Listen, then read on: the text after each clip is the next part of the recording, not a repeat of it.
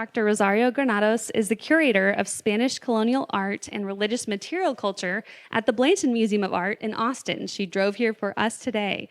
Dr. Granados is known for lecturing on gender, religion, and art in Latin America, and she has held positions at the University of Chicago, Skidmore College in Saratoga Springs, New York, and let's see if I can do this, the Instituto de Investigaciones Estéticas in Mexico City. So please join me in welcoming Dr. Granados.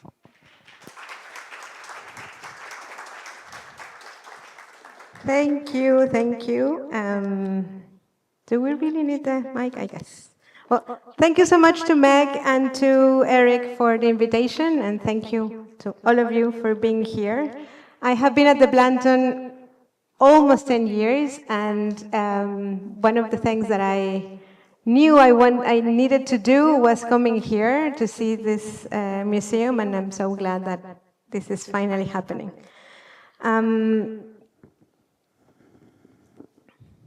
So I'm going to start saying, as soon as I learned or I received the invitation to come finally to Galveston, and when I learned that it was going to be in the context of an exhibition to show objects for the first time from the vault, I immediately thought that the goal of this talk was going to provide you with some historical context that would help us understand them better, comparing and contrasting with other paintings that were made at about the same time, but in different geographical contexts, because the Spanish Empire was very big.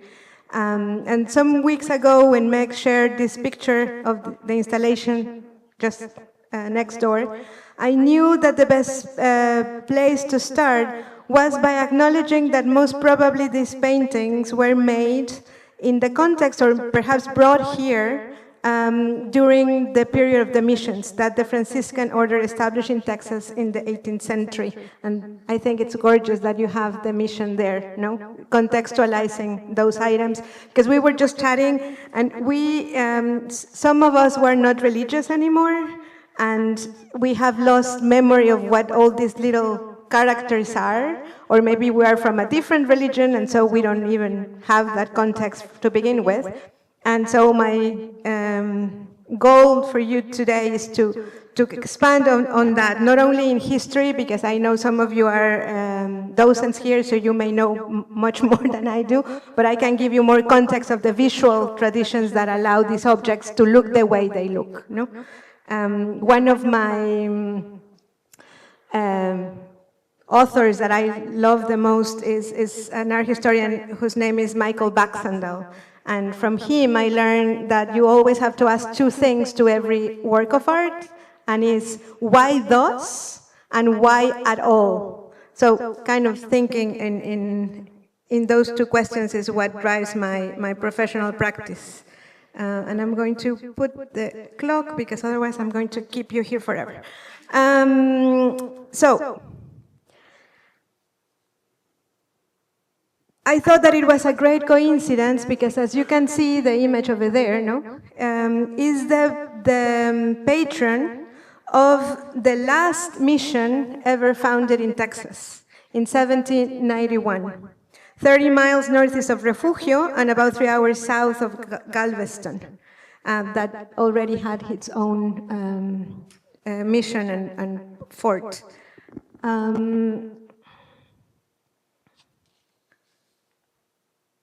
So, as you may know, there were a total of 35 missions established in Texas, but there was not a straightforward process. That is, it came in spurts, coming first from the west, that is from Santa Fe and New Mexico, and little by little, they were established in Texas, but instead of coming from the west, they came from Mexico, north of Mexico. And so what I'm showing you is the route of the founder of many of these missions, Fray Antonio Margil de Jesus, who you can see on the print.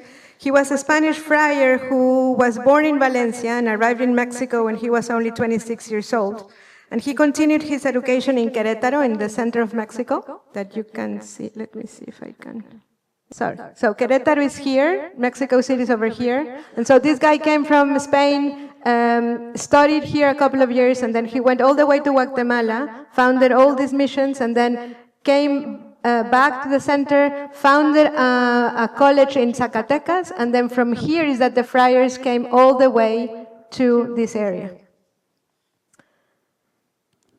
The college that he founded was this one, the College of Propaganda Fide, that in Latin means the propagation of the faith.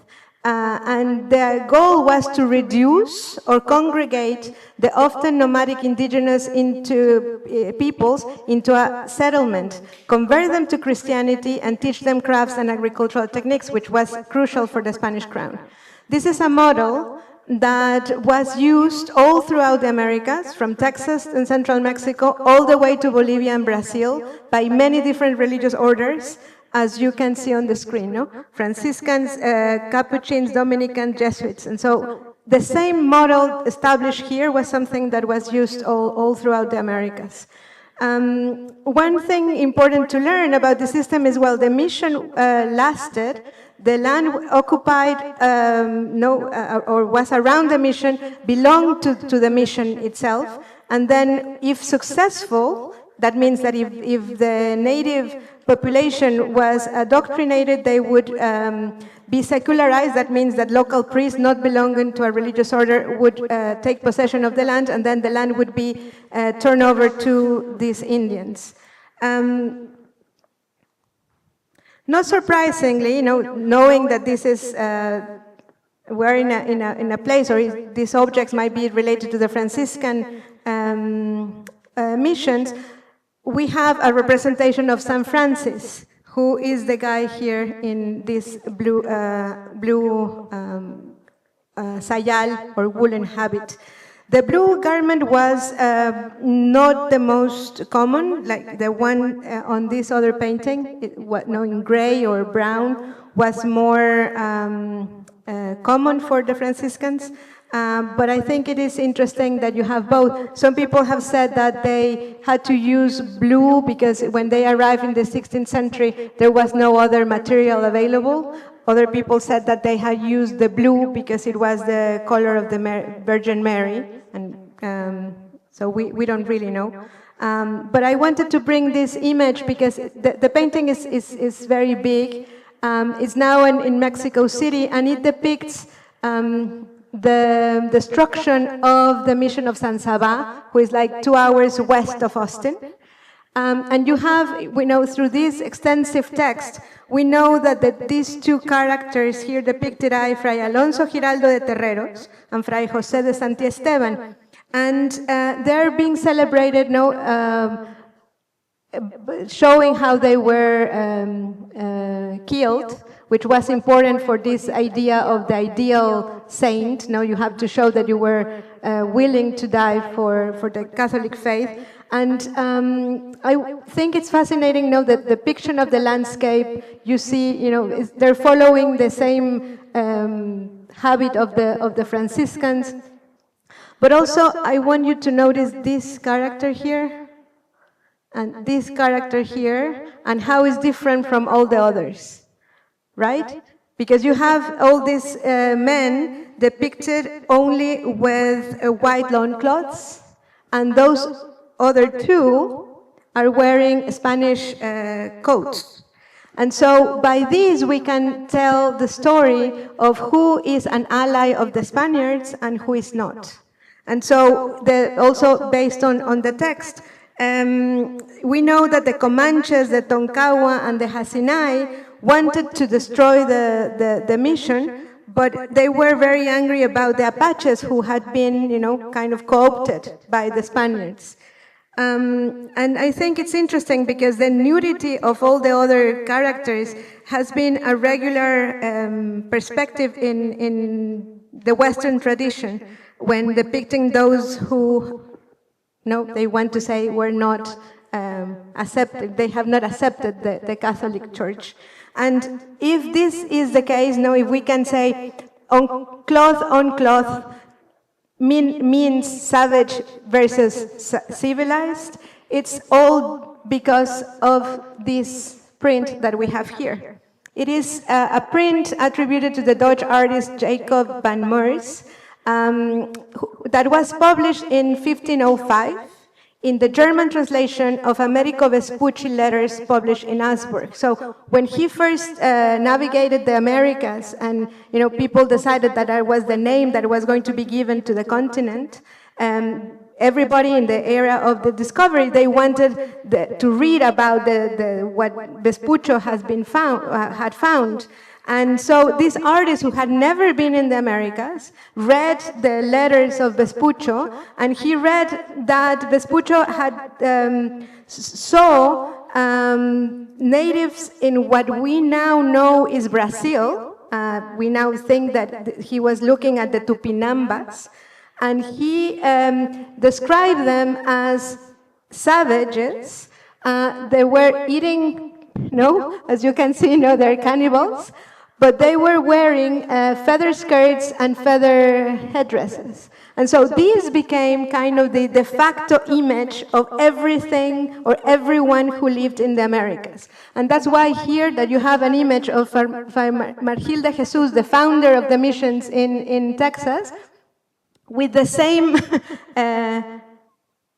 feather skirt, And so it's not a historical view of how the natives looked, but it was a kind of established idea that everyone else who did not live under the Catholic faith was a savage and wearing or not wearing clothes, which I think is fascinating because it continues to be like it's an imprinted in our imagination.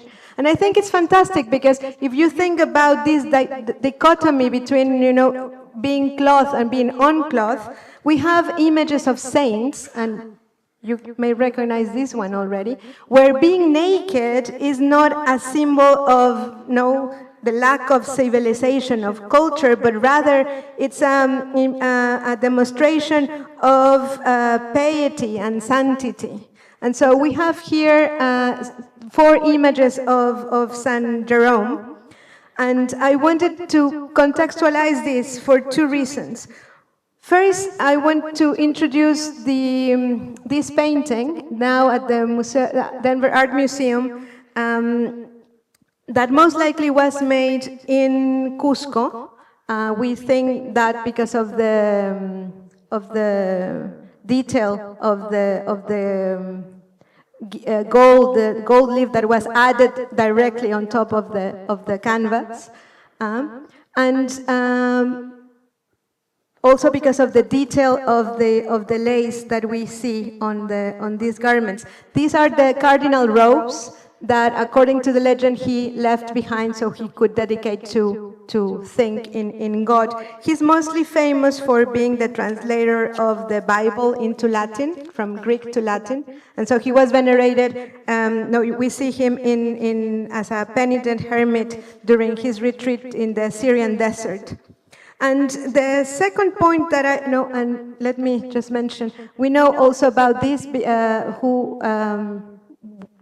a little bit more about this painting because of that inscription that tells us that it was finished in 1750, and that was made for Don Andrés Miguel.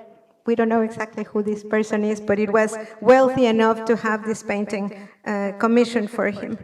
The other thing that I wanted to talk about when comparing these images is the use of prints, because I think it's important to know that prints were used in the Spanish Americas in order to learn the art of painting. It was the only way in which these people who had never seen this type of compositions could learn how to replicate them.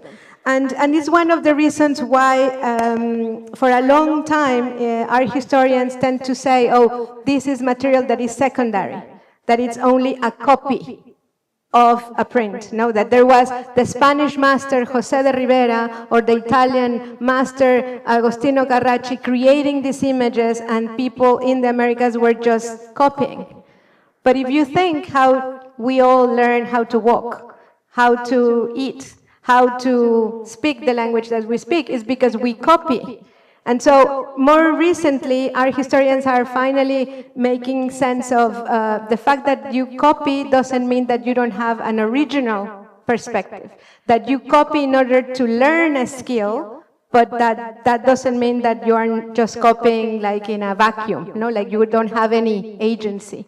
And that is very important, and it's one of the reasons, for instance, I decided to talk about in my galleries at the Blanton at Art of the Spanish Americas and not Spanish colonial. Because immediately when you think in colonial, you say, oh, it's secondary, it's not as important, and I wanted to kind of change the way we appreciate these things on their own, with their own value, and understanding this very complex context. And as you can see, every artist was able to depict San Jerome in different positions, and then the artist just kind of made a copy and paste, cut and paste of different elements. And talking about originality based on a print, I wanted to share with you the ways in which indigenous artists in Peru recreated angels. We have this one, and we have another fantastic San Michael as part of the collection at the museum. But I wanted to share this because it's very unique. It's an angel that is not wearing the more conventional Roman military attire, but this is really dressed up as a noble in Spain. Right? It's very fluffy, This is the lace that I was telling you about. This is, if you see this, you are in front of a Cusco painting. The detail of the lace is very significant. And I think it's incredible because we know that most likely these native artists had access to this manual, the exercise of arms, that was published to talk about those different kind of guns, which I think it's also appropriate for a museum like this, because we have so many on view. And so what do you do when you have these objects? Well, then you, again, copy and paste and create something completely new and original.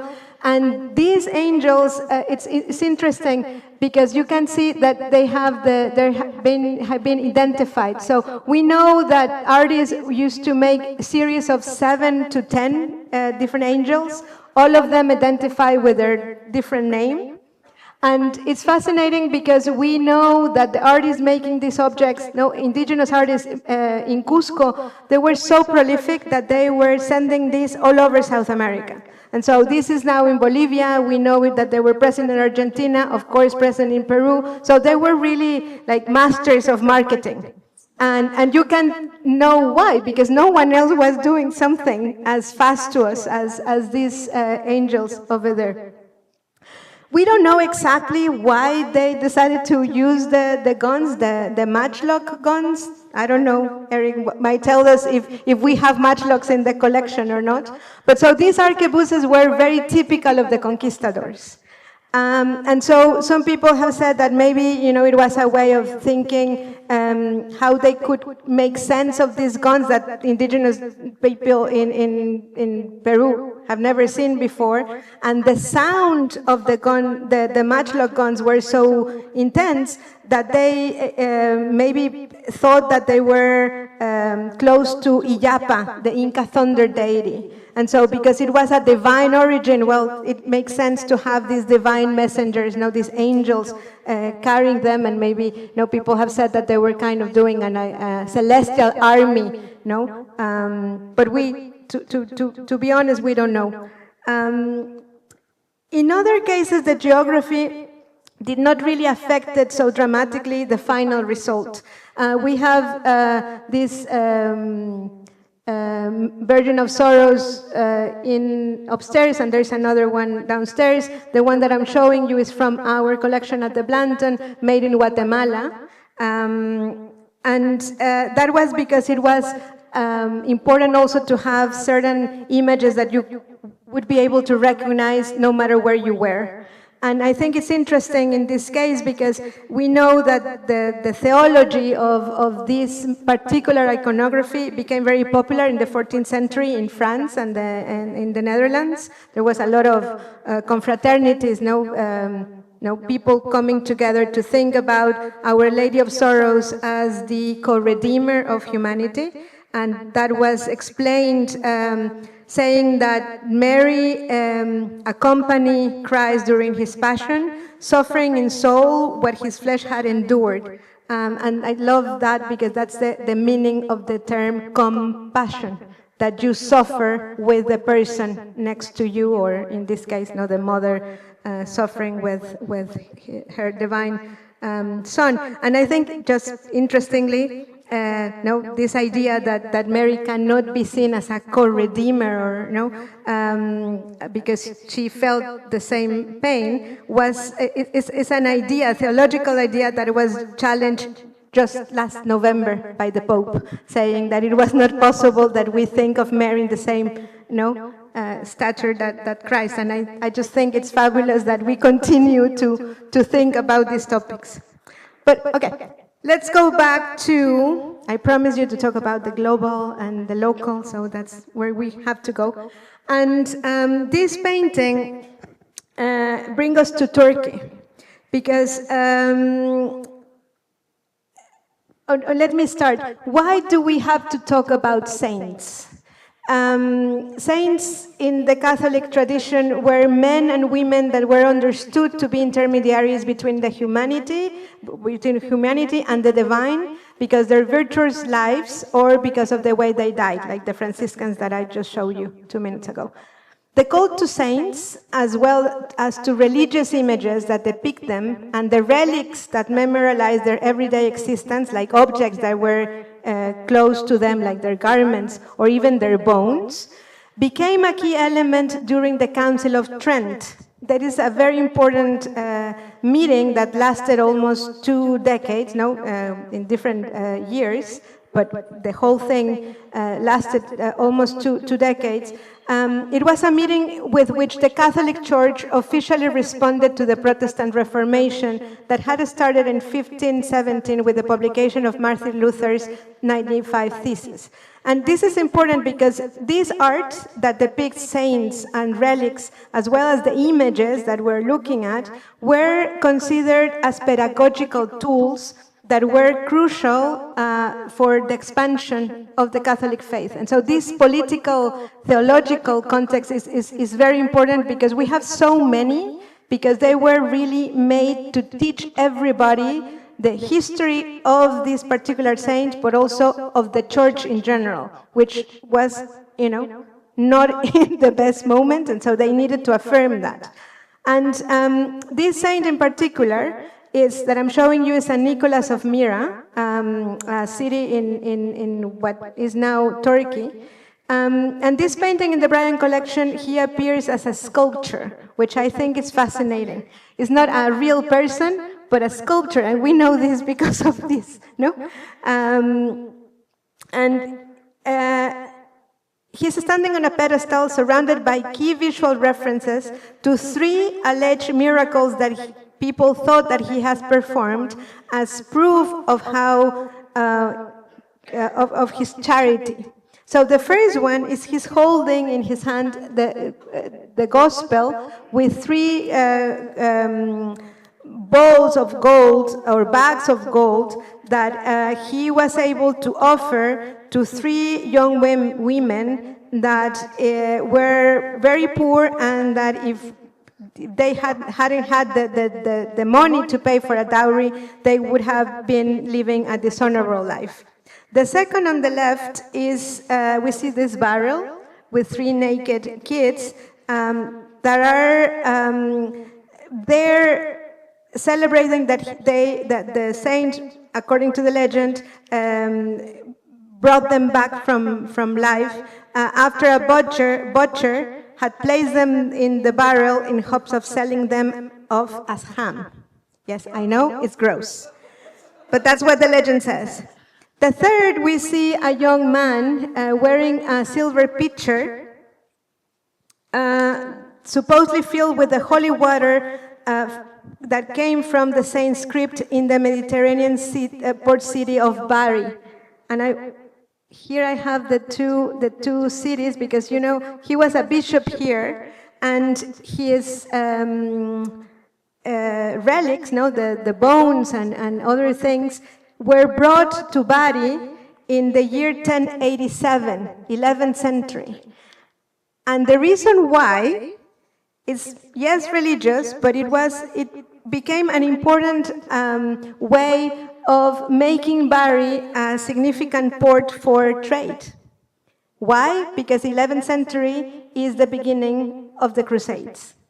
So, as you can imagine, having a port that connects, Europe is on the way to the Holy Land became handy. So this is where the politics, and the economics of religion become so important, and we need to understand them, how they are always connected. But anyways,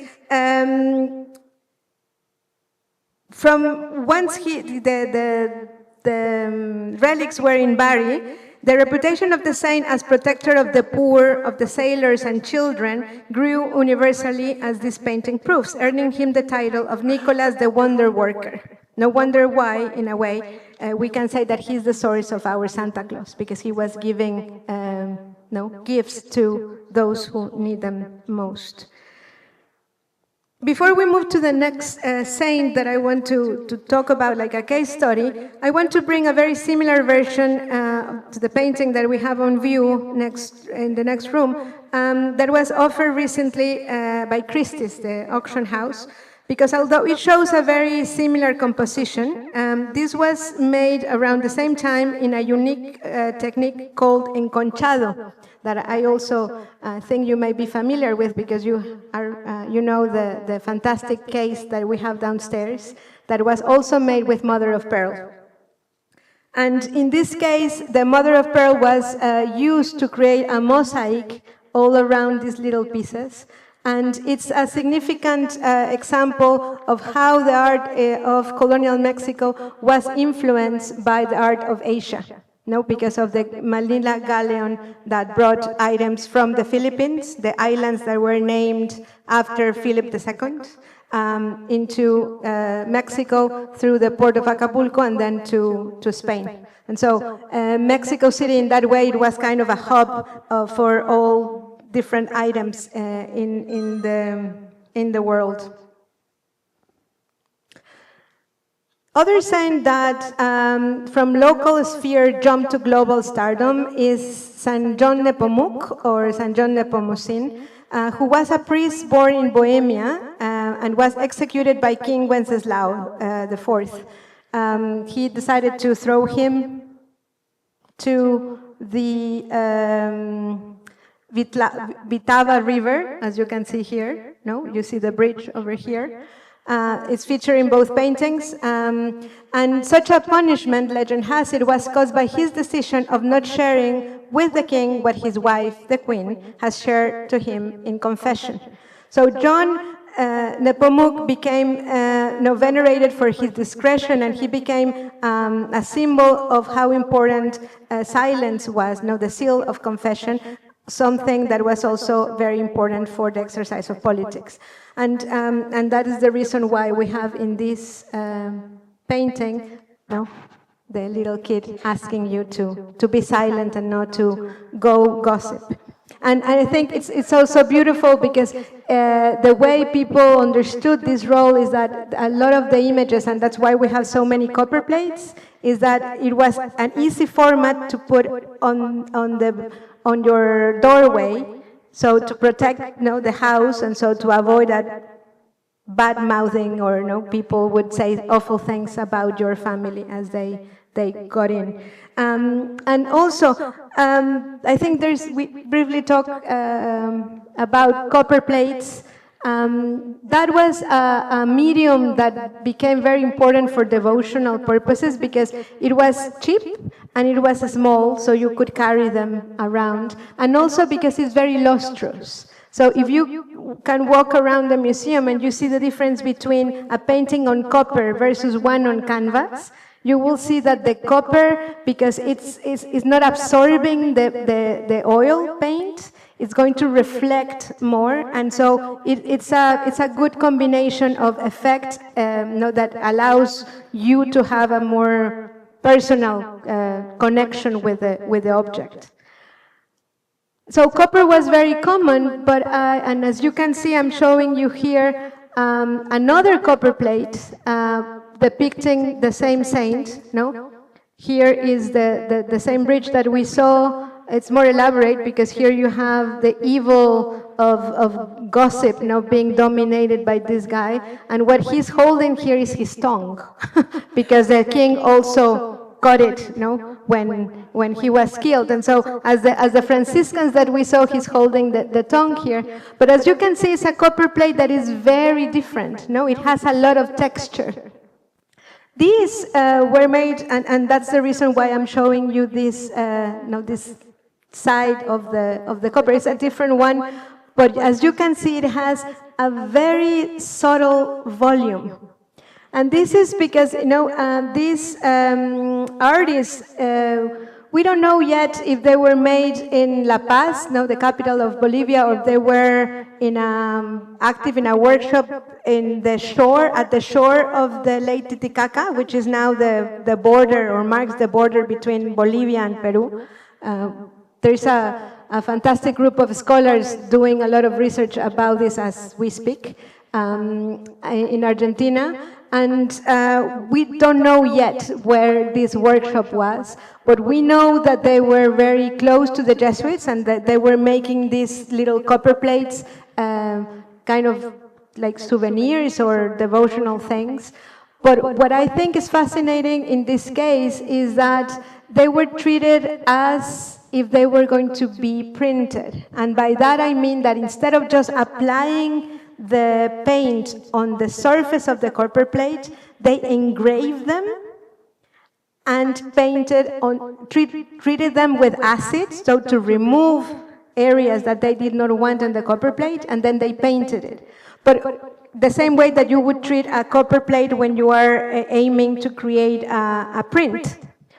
But one thing that is fascinating is that in a copper plate, when you want to create a print, you have to draw the composition on the negative, thinking that when you print the copper plate, then you're going to have the positive.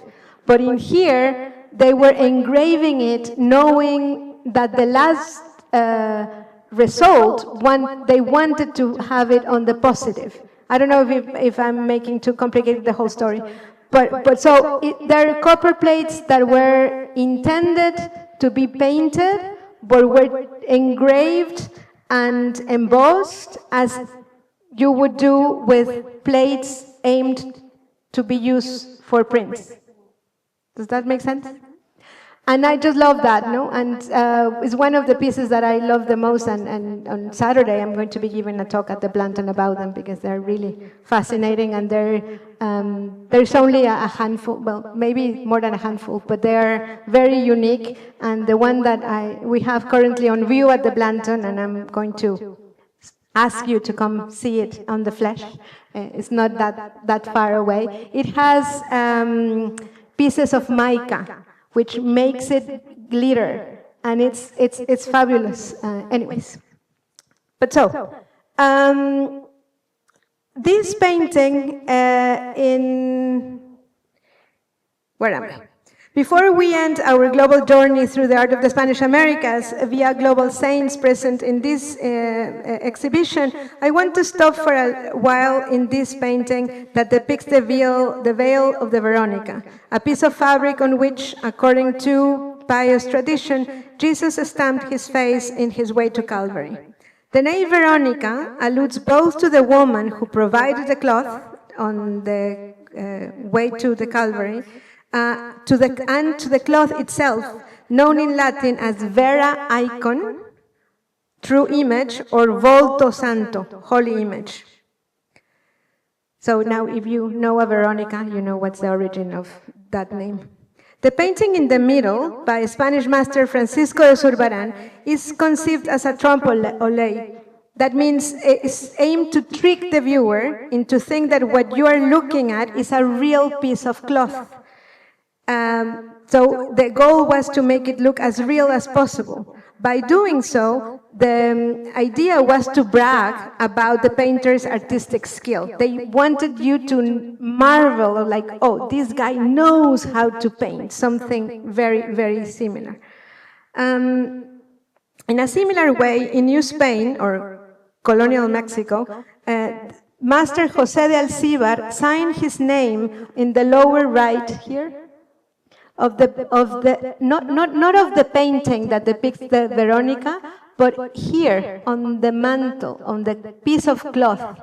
And this is very important because, according to the legend, the image was printed by a miracle, right? It was made, it's one of those images that are no fancy words, it's called arqueropolleta, means that it was made in heaven.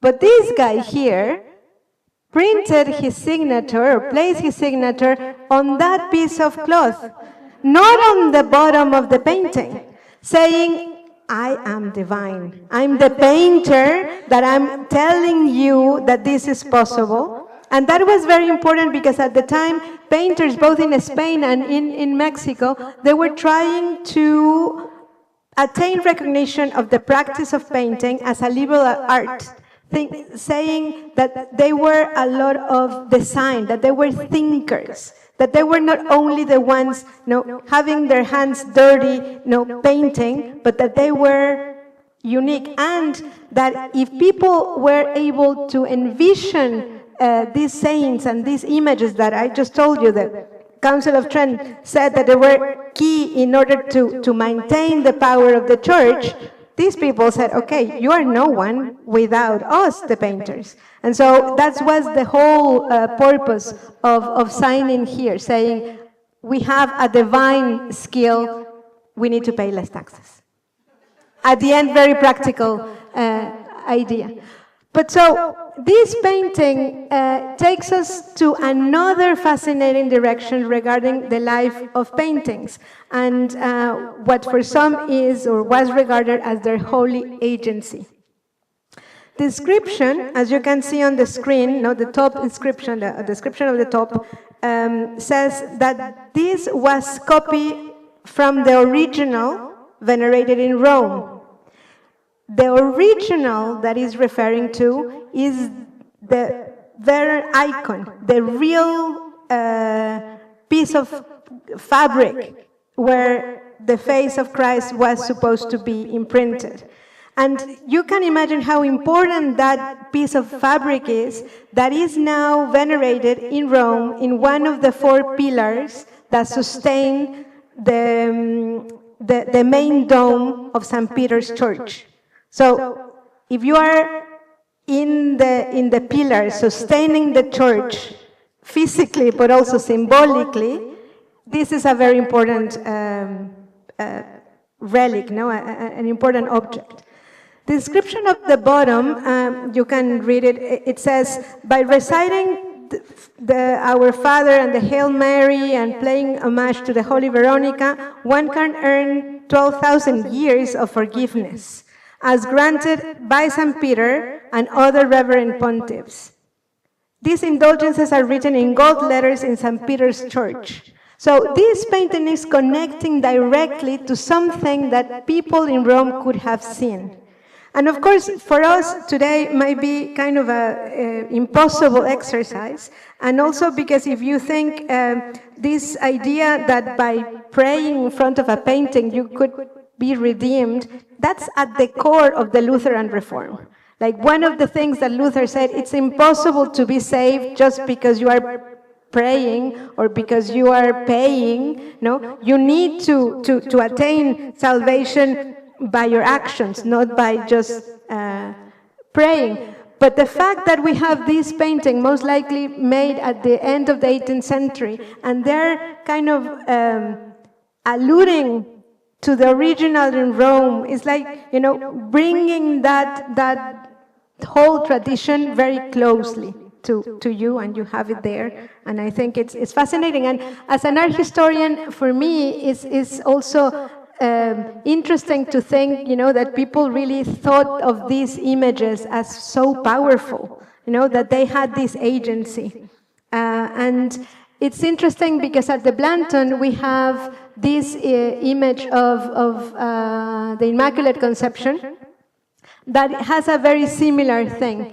It says that, no, we have, this one doesn't have the inscription on the front, it's on the back, but we know that was made in Mexico, in a city very close to Veracruz, so also on the Gulf Coast. It says that it was taken to the port of Maracaibo, which is a very important port in Venezuela, and that the bishop, Santiago Herns Milanés, granted 4 days of indulgences to anyone who prays in front of this image. So it's the same tradition. And I think it's also interesting because in terms of the politics of this iconography, this, just as much as what I was telling you about Mary being contested, if it's a co-redeemer or not, for a long time people were not super familiar or supportive of the Immaculate Conception, which is the notion that Mary was conceived differently than all the other women. And it was so contested that Philip II, the king, decided to support the dogma, and in a way it became like a political banner for his rulership. So if you had an image of the Immaculate Conception, is in a way like you were claiming allegiance to the king, to the Spanish crown. And that's why there's so many. We just had at the Blanton a show of Spanish art made in the 16th and 17th century, and we had like 4 or 5 Immaculate Conceptions, and you may have seen this Virgin with blue, and that's why the Franciscans were believed to be wearing blue, as we saw in one of the first paintings. But it really became like a symbol of power. It was not only that you were devout character, praying to the Virgin, but it was also, it had this political aspect that I think it's sometimes we forget about. And then I'm going to end where we started, because not all images were believed to be so powerful, right? Some of them, most of them, were just made as vehicles to the sacred. They were visual aids to connect with the divine. This particular image of Our Lady was known as Refugee of Sinners, or in Latin, sometimes you may find it on the descriptions below, Refugium Peccatorum, a title that was formally approved in 1587. And I think it's interesting because although the title already existed, the spread of this particular composition attached to this title was led by an Italian Jesuit missionary, Antonio Baldinucci, who was a missionary, but in Italy. And because he carried him with him wherever he went, it started like a patron, a model for other missionaries, and that's why it became so important, and that's why the last mission in Texas was named after her. And I think it is significant, that we have an image that was very popular in Italy and is here in Texas today. And I'm going to finish with this, because this is this ex voto that we also have on view here. It shows you how these objects and these images really were activated, and they were, when I said that they were vehicles for the sacred, what I mean is that they made these religious concepts more understandable. They were closer, and so you have, let me just go back, because as you may imagine, I'm obsessed with the depiction of fabric, and I just wanted to mention, how nice is here, but it's very, very evident, and all the veils that you have in these other paintings is very, very subtle, right? I hope you can see, and I just love that this painter, for instance, José de Páez, which is the same one, no, that signed the Veronica. You don't really see the veil, but you see the limit of the veil that is covering the child, no? And I think it's one of the, I don't know, artistic skills that maybe that's why he thought that what he was doing deserved to be seen as divine. But anyway, so we're here, and I want to end the talk here because these ex votos became very, very popular in Mexico. The first museum that I used to work many years ago, we had what people think is the first one, signed in 1700. And it's significant because this is the image that you see here, right? And so the image, the whole inscription tells you the same thing that the image is telling you. So think of in a comic, right? So we have, I can tell you, that the name of the woman that we have here bedridden is Maria Simona Serrato. Let me see if I can find her name. I don't know. Believe me, it's somewhere there. So she's there. She had, according to the text, she had a very severe case of pneumonia. And so the husband decided to pray to this image, Our Lady of the Refugee. And the miracle happened, and she recovered her health. And the painting is being produced to pay for the offering. So it is made after the fact, but it was made during the moment of asking for the miracle. Was said, okay, if you grant me the health of my wife, I'm going to pay you back with a painting. That's why it's called ex voto, because it was a way of repayment. But I think it is fascinating because then you see how these images that we see now on museum walls, kind of inactivated, living like that, they actually had a very active role in people's daily lives. And again, I think it is a way or a reminder of how images of saints and images of the Virgin Mary were present in all corners of the Hispanic world, creating a global experience of where art, politics, and religion were intertwined, and a history that we have now access to thanks to this fantastic display that Eric put together. So thank you. And I'm happy to answer any questions. I'm really happy to be here. So.